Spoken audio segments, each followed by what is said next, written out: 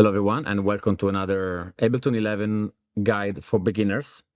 This is episode 7 and in this episode we are going to talk about the grid, which is the gray area where we are actually inserting our clips to write the song. And we're going to talk about the mixer.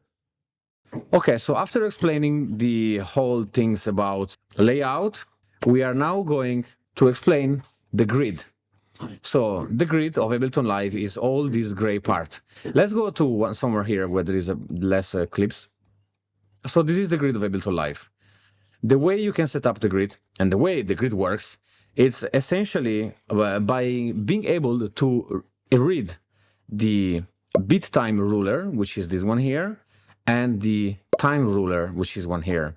So when you're zooming in, you can see that this is 1 bar, this is 2 bar, this is 3 bar.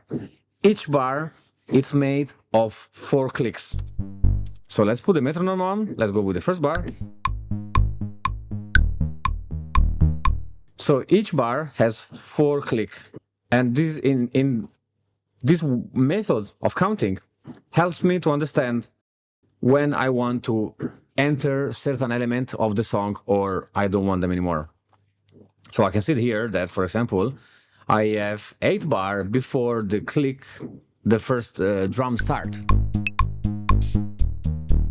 Okay, and also here I can say that at the 8 bar, at the end of the 8 bar, we are entering 16 seconds.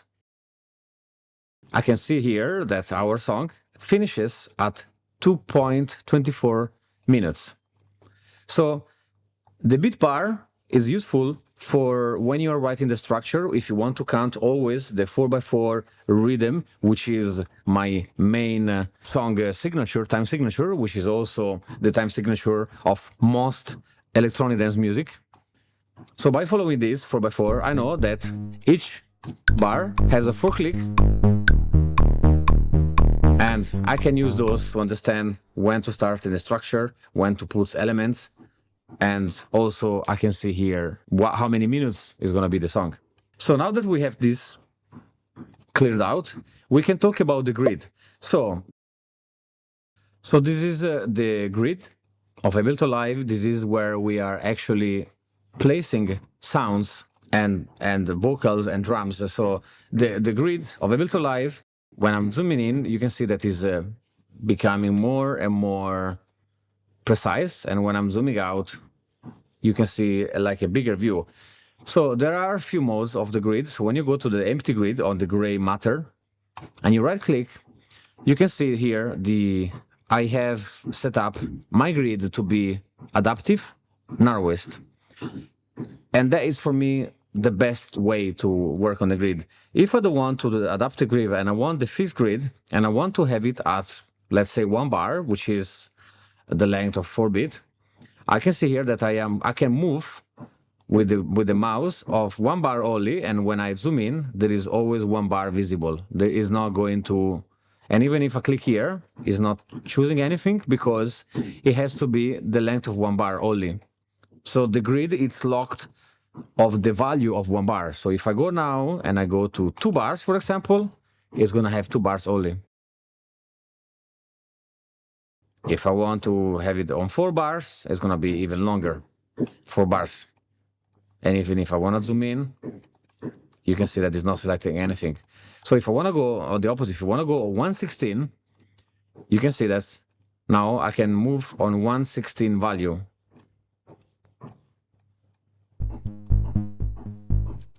And the same with this. So if I have adaptive on narrowest, as I'm zooming in, it's also giving me the possibility to go microscopically, and so, and when I zoom out, it's doing the opposite. So the adaptive grid, for me, it's the best. You can also remove the grid by clicking off. So now you are free to move your clip without them to be glued in the grid. And sometimes this can be useful when you are working on vocals, for example. Let's see here. I have this vocal here. Let's just mute it and play. And I want this vocal to just enter here. Sometimes, if you have the narrowest grid, can be more difficult because it's always stuck on the grid. So you want to remove this and do this. Let's say, for example. Then we have the mixer. So this is the mixer of the song. Because we saw before in our session view, the mixer here, so this is every channel with send and return, volume, panning, switch off and switch on, solo, arm the track. The same thing, it's translated in the arrangement mode over here. So this is the drum channel, which is this one here. So this is the volume. This is the switch on and switch off the channel, solo, arm the track. This is the send that will go to the return here. Then this, it's the information of what is contained inside my mixer. And this is how to change the parameter for each thing. So this is the list. Okay, so what I have in this piano channel, I have a scale plugin, a piano, an equalizer, utility, and reverb. If I open here, I have a minor scale plugin, the piano itself, the equalizer, the utility, and the reverb, which is the last thing. Then you can see here mixer. Mixer is the actual mixer of the channel. Every channel is going to have the mixer at the end, because this is when you want to modify stuff about the mixer. So for example, in my mixer here, I can see the speaker on and off, which is this is speaker off and speaker on. So this is the automation lane for the speaker on and speaker off. Track panning. Track panning is this one. Then I have here track volume, which is this one, and I can actually see the information and so on, you know. Then we, in the mixer, for example, if I want to go here and I click here, you can see that automatically he went to utility and he went to gain. If I want to go on the reverb and I want to modify the dry wet signal of the reverb, I just click here and he's showing me already the automation and also where it belongs to in the list.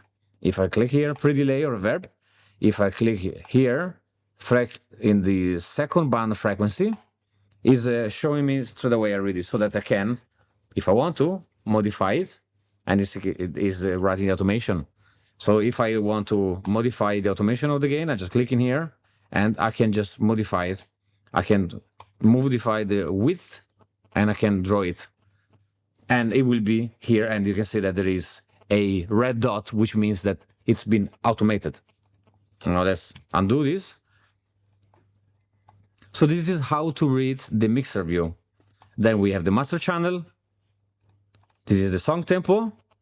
And if I modify the song tempo here, you can see that it's also modifying and it's moving consequently the time signature, because obviously it makes sense. As the song is faster, the time signature it's also faster.